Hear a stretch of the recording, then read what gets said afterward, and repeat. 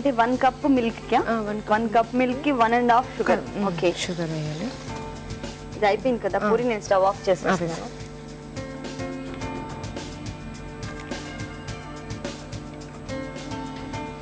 మీరు ఆల్రెడీ చేసి ఉన్నారు కాబట్టి మీకు సుమారుగా తెలిసిపోతుంది.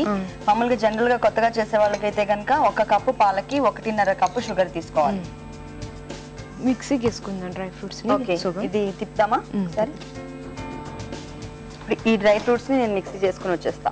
ఇవి హాఫ్ చేయండి. ఓకే, సగం మాత్రమే మనం మిక్సీలో పౌడర్ వేసుకోవాలి. ఓకే, దీంట్లో జీడిపప్పు బాదం పప్పు ఆల్రెడీ మనం నెయ్యిలో ఫ్రై చేసుకున్నాము. అవి హాఫ్ నేను దీంట్లో వేసి పౌడర్ చేసుకుని వచ్చేస్తా.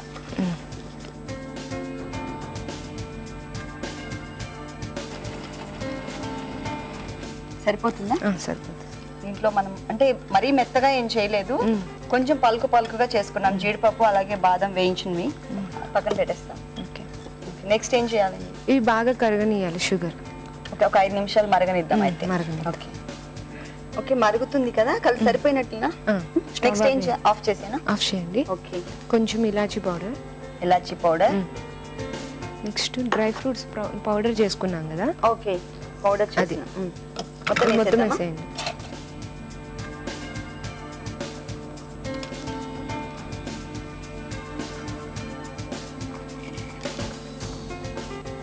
ఈ పూరీలు కూడా వేసేద్దాం. ఇప్పుడు ఆ పూరీలు కూడా వేస్తున్నారా? ఓకే, మరి ఇది ఉడకాల్సిన అవసరం ఏం లేదా?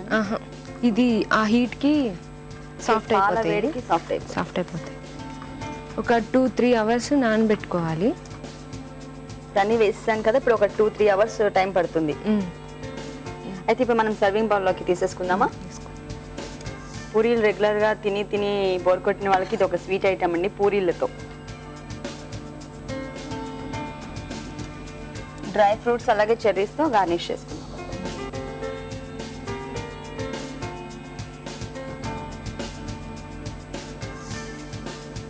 ఓకే, అయిపోయిందా? టేస్ట్ చేసి పాలపూరీలు ఎలాగున్నాయో చెప్పండి. ఓకే అండి, తప్పకుండా. డ్రై ఫ్రూట్స్ పాలపూరీలు టేస్ట్ చూసే ముందు దీనికి కావాల్సిన పదార్థాలు, తయారు చేసే విధానం మరొకసారి చూద్దాం.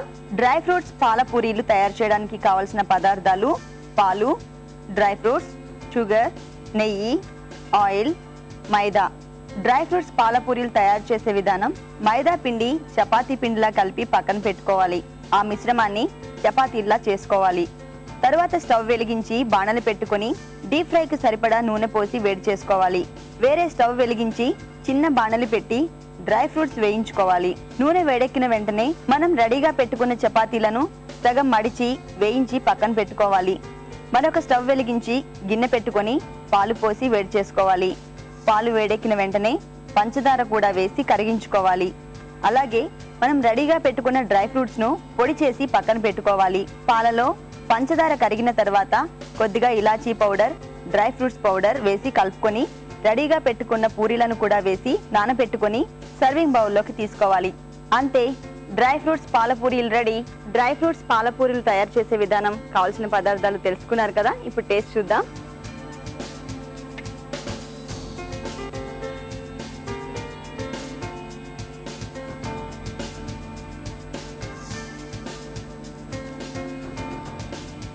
పద్మావతి గారు, నిజంగా చాలా చాలా చాలా టేస్టీగా ఉంది. మరి మా సకులందరి కోసం మంచి ఐటమ్ చేసి చూపించారు. థ్యాంక్ యూ వెరీ మచ్ అండి. నాకు ఇంత మంచి అవకాశం ఇచ్చినందుకు ఈటీవీ వారికి చాలా థ్యాంక్స్. చూసారు కదా సకులు, పద్మావతి గారు మంచి స్వీట్ ఐటమ్ చేసి చూపించారు. చాలా ఈజీ ప్రాసెస్, మీరు కూడా తప్పకుండా ట్రై చేయండి. మీరు మా వంటల సందడి కార్యక్రమంలో పాల్గొనాలంటే మాకు కాల్ చేయాల్సిన నంబర్ 040-2355-6540కి కాల్ చేసి వంటల సందడి కార్యక్రమంలో పాల్గొనండి. ఇది ఇవాల్టి వంటల సందడి. తిరిగి రేపటి వంటల సందడిలో మరో వెరైటీ ఐటమ్ తో మళ్ళీ కలుద్దాం. అంతవరకు సెలవు, నమస్తే.